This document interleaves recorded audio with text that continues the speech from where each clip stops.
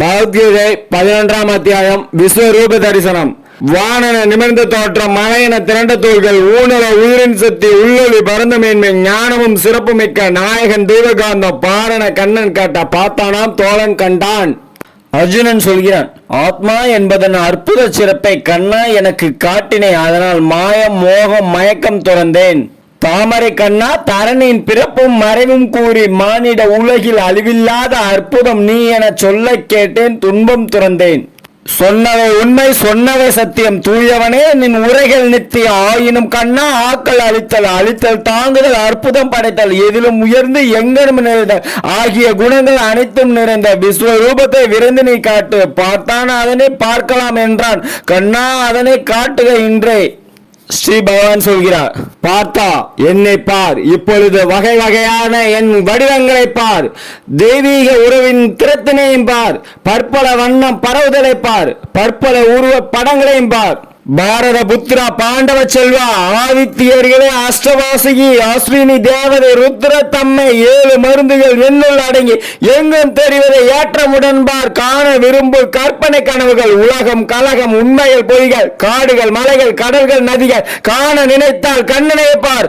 ஆனால் ஒன்று அர்ஜுனா, இந்த கண்ணால் என்னுருவத்தை காண்பதெல்லாம் கடினமான தெய்வ பார்வையை சேர்த்து தருகிறேன். கண்ணனின் யோக காட்சியை பாராய். இப்பொழுது பகவான் எடுத்த விஸ்வரூபத்தை பற்றி அரண்மனையில் திருதராஷ்டிர மன்னனிடம் அமைச்சன் சஞ்சயன் சொல்கிறான், பாரத பூமியின் தலைவனே, திருதராஷ்டிர மன்னவா, யோகங்களுக்கெல்லாம் பெருந்தலைவன் கண்ணன் இப்படி சொல்லி அர்ஜுனனுக்கு தன்னுடைய விஸ்வரூபத்தை நெடிய பரந்த தோற்றத்தை காட்டினான். எத்தனை திருமுகம், எத்தனை விழிகள், எத்தனை காட்சிகள், எத்தனை வகைகள், எத்தனை கலன்கள், எத்தனை மலைகள், எத்தனை ஆடைகள், அவை மட்டுமா? நறுமண சந்தனமா, அதிசய பிறப்பிடம், ஆனந்த இருப்பிடம், ஒளிமிக்க வடிவம், ஆம், காலத்தை கடந்ததும் 10 திசைகளிலும் முகங்களை உடையதுமான தன் வடிவத்தை கண்ணன் காட்டினான். ஒரே நேரத்தில் உயர்ந்த வானத்தில் 1000 சூரியர்கள் அணிவகுத்து கிளம்பினால் ஒருவேளை அந்த ஒளி மகாத்மா கண்ணனுடைய ஒளிக்கு சமமாகலாம். உலகின் பல்வகை பிறவிகளும் அந்த தெய்வ பெருமகனின் உடலில் ஒரு பக்கத்தில் இருப்பதை அர்ஜுனன் கண்டான். உடனே அர்ஜுனன் திகைத்து வியந்து மெய் சிலிர்த்து பகவானை தலையால் வணங்கினான், கைகுப்பி பேசினான். அர்ஜுனன் சொல்கிறான், தேவா, உனது திருவுடல் எங்கும் தேவர் கோடியும் திருவதை காண்கிறேன். விலங்குகள் கூட்டம் விளையாடுவதையும், பிறப்பு கடவுள் பிரம்மாண்டனையும், முனிவர் குலாங்கள் முழுவதும் காண்கிறேன். தெய்வ நாகங்கள் திருவதை காண்கிறேன். உத்தம தலைவா, லோக நாயகா, விஸ்வரூபா, வேத விளக்கே, சொல்லில் அடங்கா தோள்கள் வயிறுகள் கண்கள் முகங்கள் கணித செவிகள் அனைத்தும் படைத்த அழிவில்லா வடிவை எங்கும் காண்கிறேன். ஏறிட்டு பார்த்தா முதலோ நடுவோ முடிவோ காண்கிறேன்.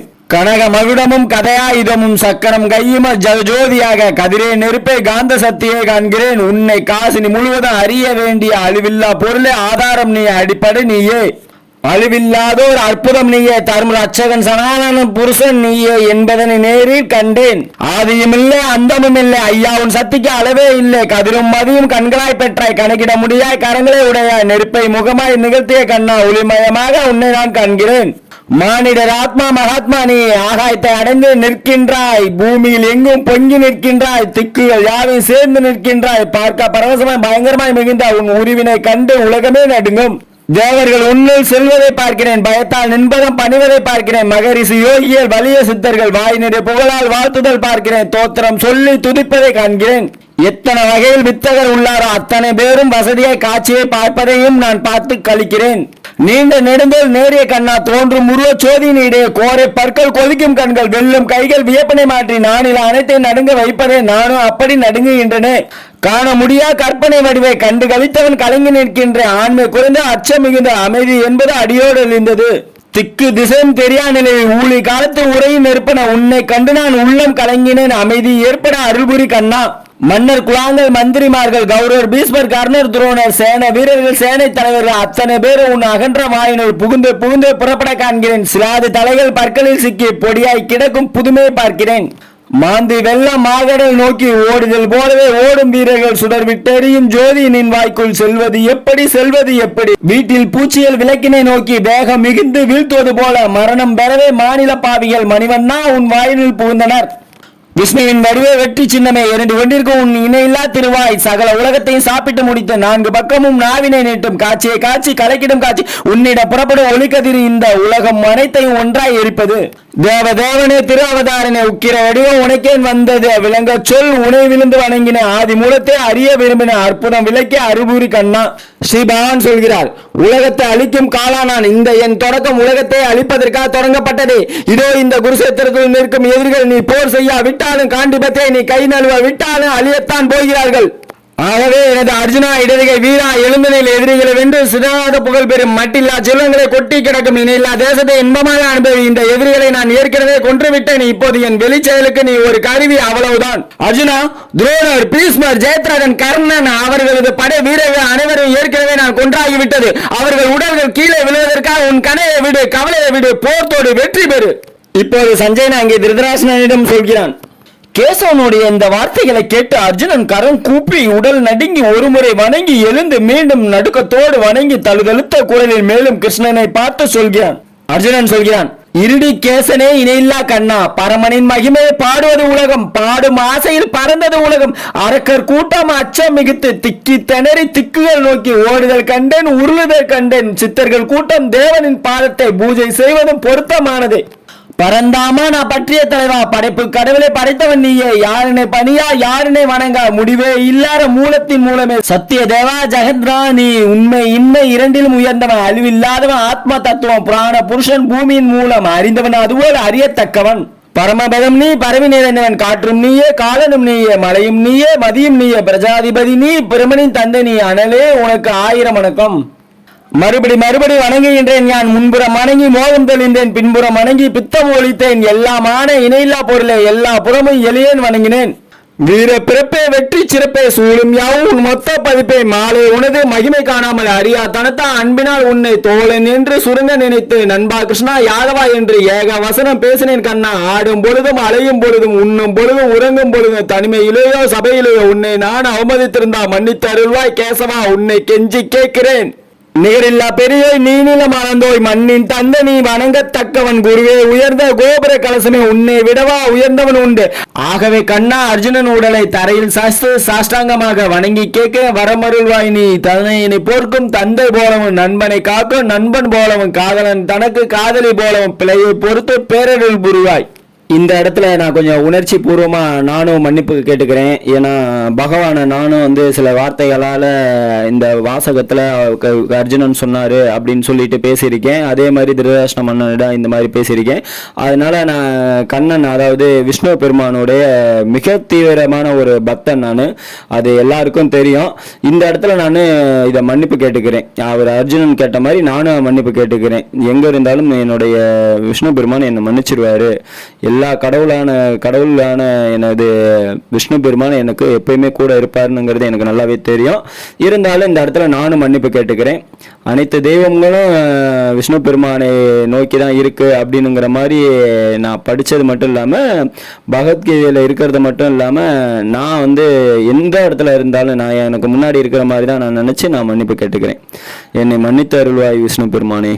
நீல கடலே நிமலா தேவா, முன்னும் பின்னும் மூலத்தோர் காண உருவை கண்டு நான் மகிழ்ந்தேன். அச்சம் அதிகம் ஐயா, எனது பயத்தை தீர்க்க பழையனின் உருவத்தை காட்டி அருள்வாய் காலடி பணிந்தேன்.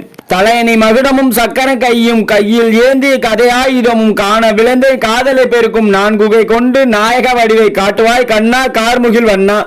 ஸ்ரீ பகவான் சொல்கிறார், அர்ஜுனா அகம் குளிர முகமலர எனது யோகத்தால் எனது விஸ்வரூபத்தை காட்டினேன். அளவில் மிக்கதும் அகிலம் தழுவியதும் ஆதி மூலமான இந்த உருவத்தை உன் உருவத்தை தவிர வேறு யாரும் இதற்கு முன் கண்டதில்லை. குருகுல தோன்றலை எத்தனை வேதம் கற்றியிருந்தாலும் எத்தனை வேள்வியை நடத்திய போதும் தானம் தர்மம் தவம் புரிந்தாலும் உன்னை தவிர வேறொரு மனிதன் இந்த உருவத்தை காண முடியாது. எனது கோர உருவத்தை பார்த்து நீ நடுக்க வேண்டாம், பயம் இல்லாமல் உற்சாகமாக முன்பு இருந்த அதே கிருஷ்ண உருவத்தை இதோ பார். இப்போது அங்கே சஞ்சயன் திருதராஷ்டிரனுக்கு சொல்கிறான். ஆயர் குலத்தின் அருமருந்து அழகு நிறைந்த இளமை பொழிந்த தன் பழைய வடிவத்தை அர்ஜுனனுக்கு மீண்டும் காட்டினார். சாந்தம் மிகுந்த தத்துவ வடிவாய் தோன்றிய பகவான் அஞ்சி நடுங்கிய அர்ஜுனனை தேற்றினார். அர்ஜுனன் சொல்கிறான், ஜெகத்நாதா என் சாந்த மூர்த்தியை மாணிக்க தேர்போல் மானிட வடிவை கண்டு கண்டு நான் கலிகடல் மிதந்தேன், அச்சம் தவித்தேன், அமைதி அடைந்தேன். ஸ்ரீ பகவான் சொல்கிறார், அர்ஜுனா, காண முடியாத என் விஸ்வரூபத்தை நீ கண்டாய், அதை எப்போது காண்போம் என்று தேவர்கள் ஏங்கி நிற்கின்றார்கள். ஆனால் வேதங்களை ஓதுவதன் மூலமோ கடுந்தவம் புரிவதன் மூலமோ தானம் செய்வதன் மூலமோ என்னை காண முடியாது. பகைவருக்கு சரியான பகைவனே, மனதை வேறிடம் செலுத்தாமல் என்னிடம் பக்தி செலுத்துவதன் மூலமே என் வடிவத்தை காண முடியும், என்னை அடைய முடியும். பாண்டவ குமாரா, எவன் தான் செய்யும் கர்மங்களை எனக்காக செய்கிறானோ, இவனை உன்னதம் இவனை நிரந்தரம் என்று கண்டு பக்தனாகி பற்றுகளை நீக்கி வழிபடுகிறானோ அந்த பக்தன் தான் என்னை அடைகிறான். 11ஆம் அத்தியாயம் முற்றிற்று. எனக்கு எல்லா தெய்வத்தையும் எனக்கு பிடிக்கும். நான் எல்லா தெய்வங்களையும் நான் வழிபட்டுட்டு இருக்கேன். அதான் எல்லா கடவுளையும் நான் வழிபட்டுட்டு தான் இருக்கேன். அதே மாதிரி என் குடும்பம் எல்லாமே நாங்கள் எல்லா கடவுளையும் வழிபட்டுட்டு தான் இருக்கோம். இதில் பார்த்தீங்கன்னா நான் பகவத்கீதையில் சில வார்த்தைகளால் அந்த பகவத்கீதையில் வர்ற வாசகம் மாதிரியே நான் பேசியிருப்பேன். அதாவது இது சஞ்சயன் திருதராஷ்டிர மன்னன் சொல்லும் போது சொல்லியிருப்பாரு. அதே மாதிரி அர்ஜுனன் கண்ணா அப்படின்னு சொல்லிட்டு பேசியிருப்பாரு. இது மாதிரி சில வார்த்தைகள்லாம் அதில் இருந்தது அப்படின்னுங்கிறனால நான் மனப்பூர்வமாக நான் மன்னிப்பு கேட்டுக்கிட்டேன். அது மாதிரி எல்லா தெய்வங்களும் எனக்கு உற்ற துணையாக இருக்காங்க. எல்லா தெய்வத்தையும் நான் வழிபட்டுட்டு தான் இருக்கேன். எல்லா தெய்வமும் எனக்கு ரொம்ப பிடிக்கும். நான் கடவுள் மேலே ஒரு பயங்கரமான ஒரு பக்தியில உள்ளவன் அப்படிங்கிறது எல்லாத்துக்கும் தெரியும்னு நான் நம்புறேன். அது மட்டும் இல்லாமல் என்னோட DTGS ஜீவேந்திரா ஐயப்பத்தா யூடியூப் சேனலில் பார்த்தீங்கன்னா நான் பக்தி மார்க்கமாக தான் நிறையா வீடியோ நான் போட்டிருப்பேன். இருந்தாலும் பார்த்தீங்கன்னா கடவுளை நான் யாரையும் நான் வெறுத்தது கிடையாது. அதே மாதிரி கடவுள் உருவம் உள்ள அனைத்தையும் நான் வணங்குகிறேன். எனக்கு அனைத்து தெய்வமும் என்னை மன்னிப்பாயாக.